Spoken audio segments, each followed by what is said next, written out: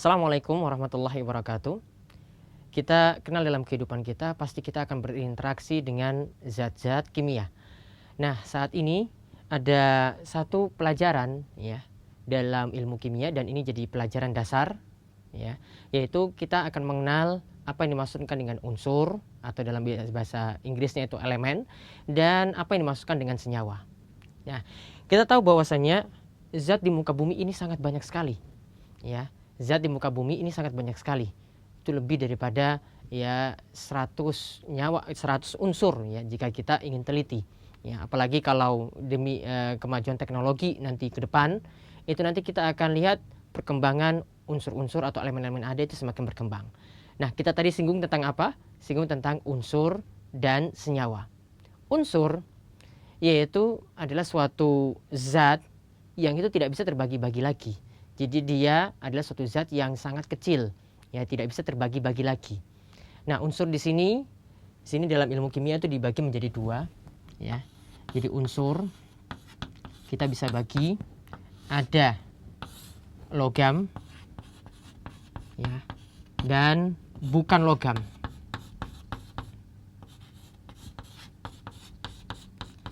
Nah, yang logam di sini contohnya misalnya yang kita sering temukan seperti ya besi, zinc ya. Kemudian nanti ada hidrogen ya. Nah, ini nanti masuk bukan logam ya, zinc ya, ini contohnya. Kemudian nanti bukan logam nanti adalah hidrogen. Kemudian ada lagi unsur oksigen. Ya, ini maksud bukan logam ya. Di sini nanti ada beberapa yang lainnya seperti aluminium juga. Ini masuk di sini. Nah, unsur ini kalau kita katakan Zn ya, zinc atau Al aluminium, kemudian hidrogen ya, kemudian oksigen di sini, dia tidak bisa terbagi-bagi lagi. Nah, ini namanya unsur. Nah, dari unsur ini nanti akan terbentuk ya senyawa. Ini gabungan dari beberapa unsur. Sini nanti akan terbentuk senyawa ya. Jadi karena reaksi kimia, karena adanya reaksi ya, dua unsur ini misalnya H dan O ya, ini akan bergabung menjadi senyawa. Contohnya misalnya kita temukan dalam kehidupan kita yaitu air. Ya, kita temukan dalam kehidupan kita yaitu air. Air ini gabungan dari unsur H dan O. H-nya itu ada dua ya, O-nya itu ada satu.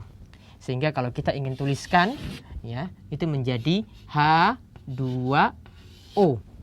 Ya, menjadi H2O. Ya, hidrogen oksida ya, menjadi H2O. Nah, ini menjadi senyawa. Menjadi senyawa. Jadi unsur ini yang paling dasar, tidak bisa lagi terbagi-bagi ya. Kemudian senyawa ini ya, ketika unsur itu digabung dengan reaksi kimia, akhirnya menjadi ya gabungan senyawa seperti ini.